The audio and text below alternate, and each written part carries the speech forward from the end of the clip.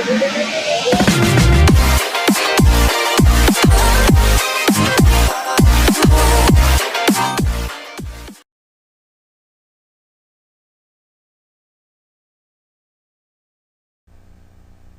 mga bata? Oras na para sa ating araling panlipunan. Handa na ba kayong makinig at matuto para sa bago nating aralin? Kung ganon, magaling.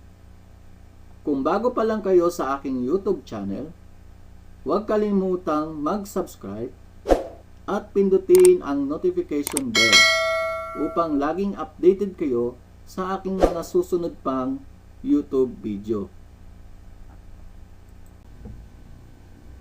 Ang paksa na aking tatalakayin para sa araw na ito na naaayon sa Week 3 lesson ninyo para sa 3rd quarter ay mga suliraning pangkabuhayan pagkatapos ng digmaan at ang naging pagtugon nito sa mga suliranin mula 1946 hanggang 1972. Layunin ng aralin. Pagkatapos ng aralin na ito, ang mga mag-aaral ay inaasahan na una, naiisa-isa ang mga naging pangulo ng bansa mula 1946 hanggang 1972. Pangalawa, natatalakay ang naging pagtugon sa mga suliraning pangkabuhayan pagkatapos ng digmaan at ang naging pagtugon nito. At ang pangatlo na naaayon sa inyong most essential learning competency, nasusuri ang mga pangunahing suliranin at hamon sa kasarinlan pagkatapos ng ikalawang digmaang pandaigdig. Pero bago tayo magsimula, magkaroon muna tayo ng paunang pagsusulit kung may nalalaman na kayo sa aralin na pag-aaralan natin ngayon. Kaya ihanda na ang panulat at papel. Handa na ba kayo? Panuto, iguhit ang masayang muka kung tama ang sinasabi ng pahayag. At malungkot na muka naman kung hindi.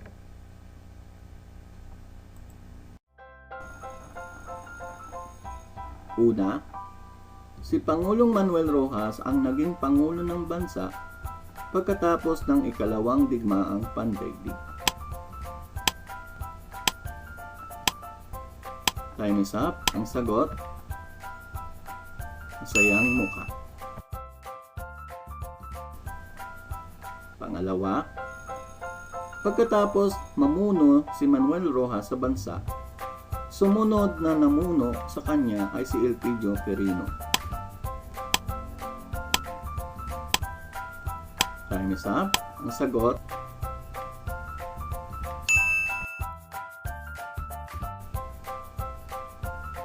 pangatlo, si Diosdado Macapagal ay naging Pangulo ng Bansa mula 1961 hanggang 1965. Time is up. Ang sagot,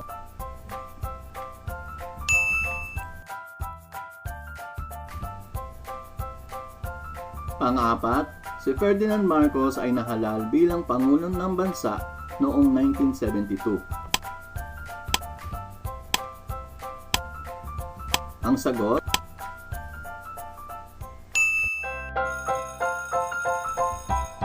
panglima, ipinahayag ni Ferdinand Marcos ang Proclamation 1081 o Batas Militar noong September 21, 1972. Sagot,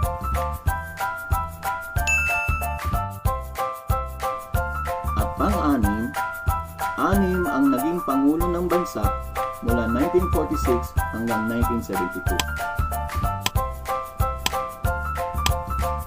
Ang sagot, nakuha niyo ba ang lahat ng tamang sagot? Kung ganon, binabati ko kayo ng congratulations.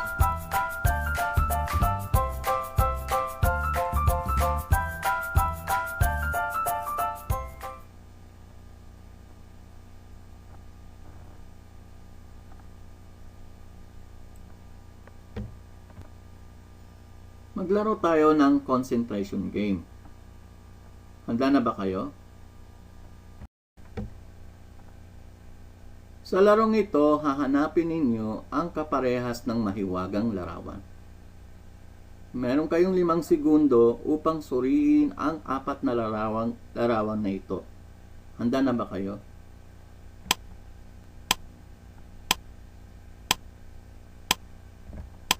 Ang mahiwagang larawan ay, natatandaan nyo pa ba kung alin sa 4 nito ang kaparehas na larawan na ito? Meron kayong 5 segundo upang isipin ang tamang sagot.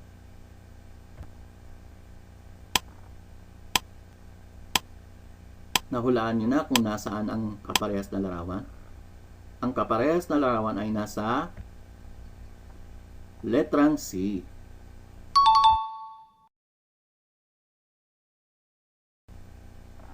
Sunod, muling suriin ang mga larawan na ito.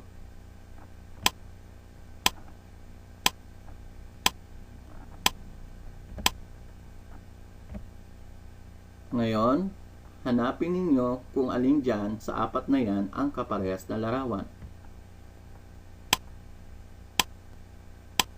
Ang kaparehas na larawan ay nasa letrang A.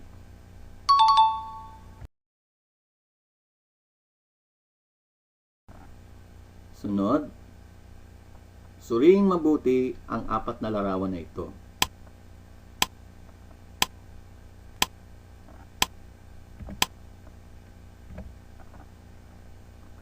Ngayon, hanapin ang kaparehas na larawan.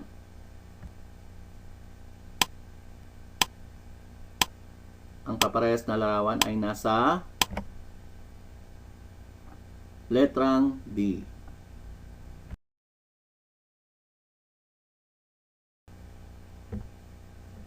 Sunod, muling suriin ang mga larawan na ito.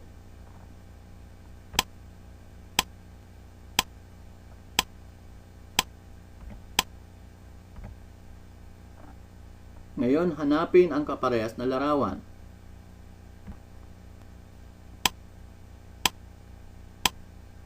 Nahanap niyo na ba ang kaparehas na larawan? Magaling! Ang kaparehas na larawan ay nasa letrang B.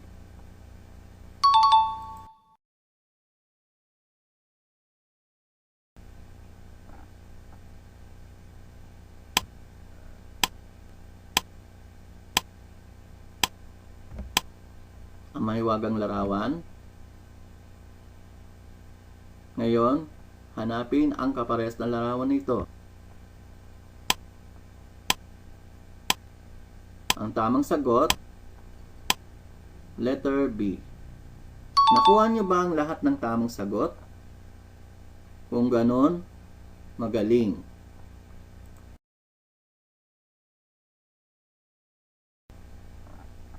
Ano ba ang dapat mong malaman sa aralin natin ngayon? Anong suliranin at hamong kinaharap ng mga Pilipino mula 1946 hanggang 1972? Ano ang naging pagtugon ng mga naging pangulo ng bansa mula 1946 hanggang 1972 sa mga suliranin na ito? Balik tanaw sa inyong nakaraang aralin. Sa inyong nakaraang aralin ay pinag-aralan natin ang mga hamon at suliraning kinaharap ng mga Pilipino pagkatapos ng ikalawang digmaang pandaigdig. Pagkatapos ng ikalawang digmaang pandaigdig, nahalal bilang Pangulo ng Bansa si Manuel Rojas noong 1946. Hindi naging madali ang unang taon ni Manuel Rojas dahil maraming problema ang iniwan sa bansa dulot ng digmaan. Nariyan ang pagkawasak ng mga pampublikong infrastruktura tulad ng mga kalsada at tulay, kawalan ng hanap buhay ng mga tao, pagbaba ng supply ng pagkain sa bansa, pagbagsak ng ekonomiya at iba pa. Upang matugunan ang problema ng bansa, nagpasa ng isang batas noong 1946 na kung tawagin ay Philippine Rehabilitation Act na naglalayon na muling ibangon ng bansa mula sa pagkakapinsala nito dulot ng digmaan sa pamamagitan ng paghingi ng suportang pinansyal mula sa Estados Unidos. Subalit nakapaloob rin sa nasabing batas ang pagbibigay na pantay na karapatan sa mga Amerikano na makinabang sa mga likas ng yaman ng bansa. Ito ay tinawag na parity rights. Bukod pa rito, may mga hakbang ding ginawa si Manuel Rojas tulad ng pagpapanatili ng kapayapaan sa bansa at pagbibigay ng amnestiya o kapatawaran sa mga kolaborador o mga Pilipino na nakipagsabwatan sa mga Hapones. Mga suliranin ng bansa mula 1946 hanggang 1972. Nahalal bilang Pangulo ng Bansa si Manuel Rojas. Siya ay namuno bilang Pangulo ng Bansa mula 1946 hanggang 1948. Si Manuel Rojas ay nagsimulang magtayo ng ekonomiya ng isang bansang winasak ng digmaan.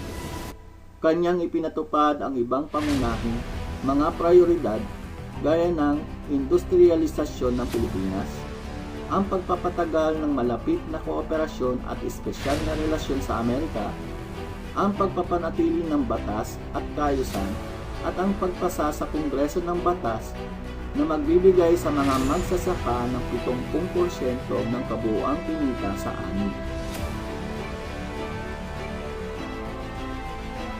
Sunod naman na naging Pangulo ng Bansa si Elpidio Quirino.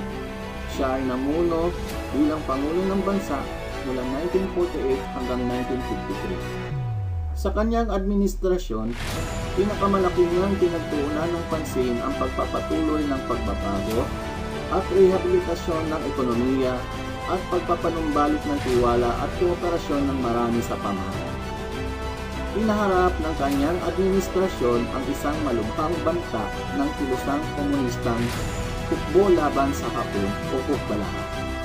Pinasimulan niya ang kampanya laban sa mga hukbalaha. Bilang Pangulo, nagawa niya ang mga sumusunod. Una, ang paglikha ng President's Action Committee on Social Amelioration o PACSA na layuning tulungan ang mga mamamayan ng bansa mula sa pagbagsak ng ekonomiya. Pangalawa, ang paglikha ng Agricultural Credit Cooperative Financing Administration o ACCFA para tulungan naman ang mga magsasaka na magamit ang pautang na may mababang interes mula sa pamahalaan.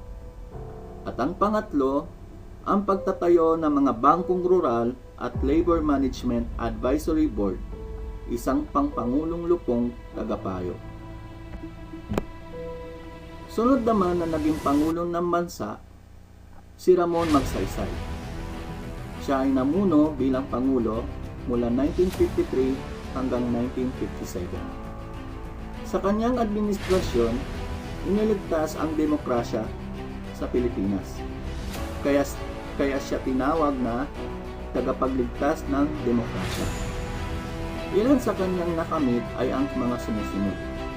Una, ang pagpapabuti ng pamantayan ng pamumuhay sa pamamagitan ng paggawa ng sistemang patubig, tulay, balon at kalsada. Pangalawa, pagsasakatuparan ng paggamit ng barong Tagalog. Pangatlo, pagtatatag ng Southeast Asia Treaty Organization o SEATO, isang panrehiyon na politiko-militar. At ang pang-apat, negosasyon sa bansang Hapon ukol sa kasunduan ng bayad pinsala sa digmaan. Sumunod naman na naging Pangulo ng Bansa pagkatapos ni Ramon Magsaysay ay si Carlos Garcia. Siya ay namuno bilang Pangulo ng Bansa mula 1957 hanggang 1961. Sa kanyang administrasyon, tinutukan niya ang mga sinusunod. Una, ang pagpapatupad ng patakarang Pilipino muna o First Filipino Policy para magtaguyod at maprotektahan ang mga produktong Pilipino. Pangalawa, ang pagpapalaganap ng kulturang Pilipino sa pamamagitan ng mabuting pakikisama sa bayanihan dance troupe sa ibang bansa. Pangatlo, pagrespeto sa karapatang pantao. Pang-apat, pagpapanatili ng malayang halalan. Pang-lima, ang paggawad ng Komisyong Sentenaryo ni Dr. Jose Rizal. Pang-anim, pagtaguyod ng pandaigdigang kapayapaan at pagkakasundo sa pamamagitan ng opisyal na mga pagbisita o state visit. Pagkatapos ni Carlos Garcia, sunod naman na naging Pangulo ng Bansa ay si Diosdado Macapagal. Siya ay namuno bilang Pangulo ng Bansa mula 1961 hanggang 1965. Sa kanyang administrasyon, kanyang ipinangako ang bagong panahon sa bansang Pilipinas sa pamamagitan ng mga sumusunod. Una, paggamit ng pambansang wika sa pasaporte, selyo, palatandaan ng trapiko, pangalan ng mga bagyo, diplomang pampaaralan at iba pang mga katibayang diplomatiko.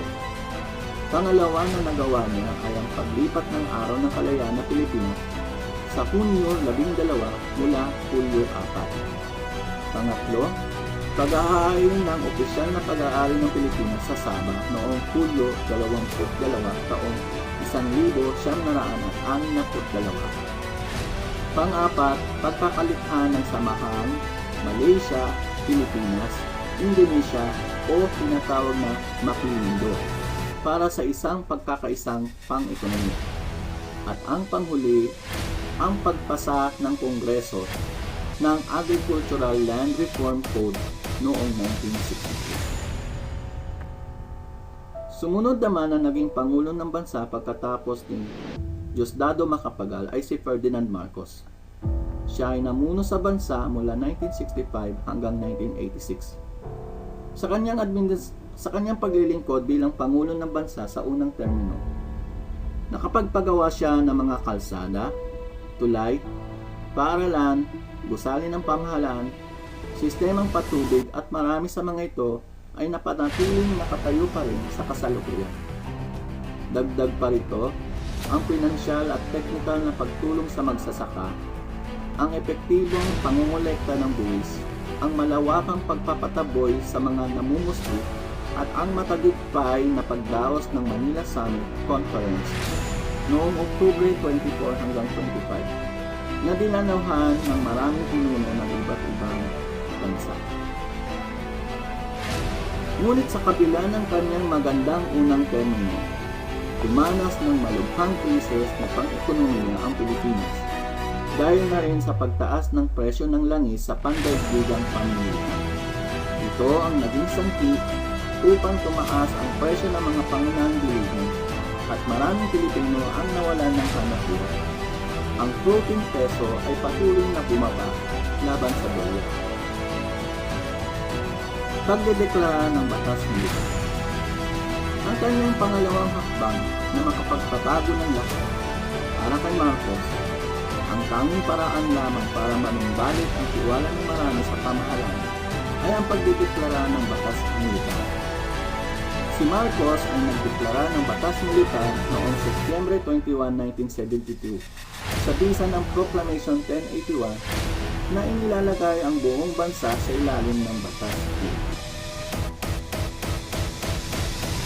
Ngayon, alam niyo na ang mga naging pangulo ng bansa mula 1946 hanggang 1972. Muling isa-isahin natin ang mga pangulo na ito. Una,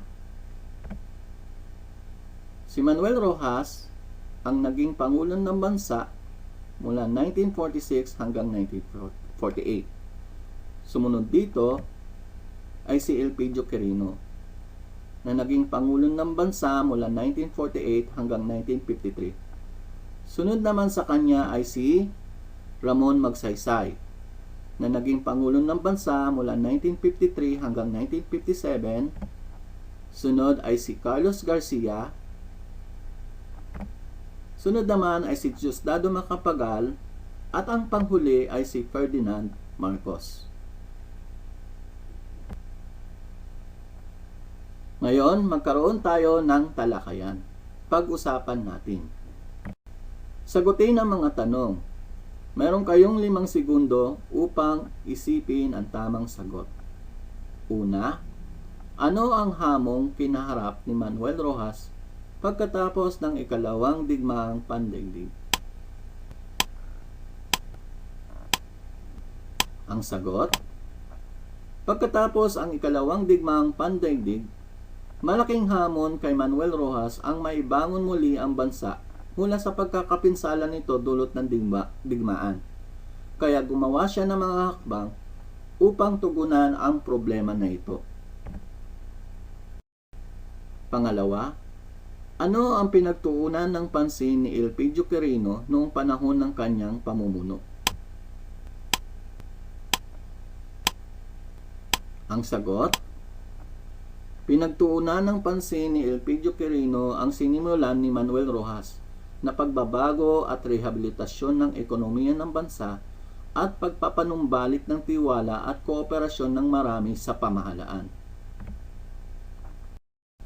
Pangatlo, sino ang nagpatupad ng patakarang Pilipino Muna o First Filipino Policy? Ang sagot, si Carlos Garcia ang nagpatupad ng patakarang Pilipino Muna o First Filipino Policy na nagtataguyod na maprotektahan at tangkilikin ang produkto o gawang Pilipino. Pangapat, sinong presidente ng bansa ang naglipat ng petsa ng Araw ng Kalayaan mula sa Hulyo 4 sa Hunyo 12? Ang sagot, si Diosdado Macapagal ang nagtaguyod ng paglilipat ng petsa ng Araw ng Kalayaan mula Hulyo 4 sa Hunyo 12. Panglima, bakit nagdeklara ng batas militar si Ferdinand Marcos noong Setyembre 21, 1972? Ang sagot, ipinahayag ni Ferdinand Marcos ang batas militar noong Setyembre 21, 1972 upang manumbalik ang tiwala ng mga Pilipino sa pamahalaan at magkaroon ng bagong sistema sa pamahalaan. Ngayon, dumako naman tayo sa ikalawang pagsasanay. Sagutin ang pagsasanay na ito. Maaaring i-post ang video na ito upang isipin ang tamang sagot. Panuto, suriing mabuti ang mga pahayag. Isulat ang tama kung tama ang sinasabi ng pahayag at mali kung hindi.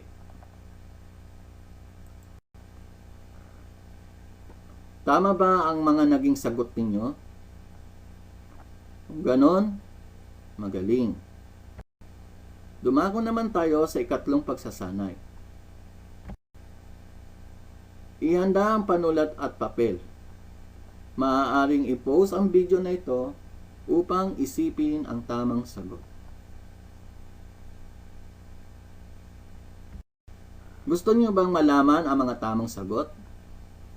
Sige, tingnan natin kung tama ang mga napili ninyong sagot. Simulan natin. Una, siya ang tinaguriang tagapagligtas ng demokrasya sa bansa. Ang tamang sagot, letter D. Pangalawa, pinatupad niya ang patakarang Pilipino Muna. Ang sagot, letrang E. Pangatlo, siya ang nagpatupad ng paggamit ng pambansang wika sa mga pasaporte, selyo, palatandaan sa trapiko, pangalan ng mga bagyo, at diplomang pamparalan. Ang tamang sagot, letrang F.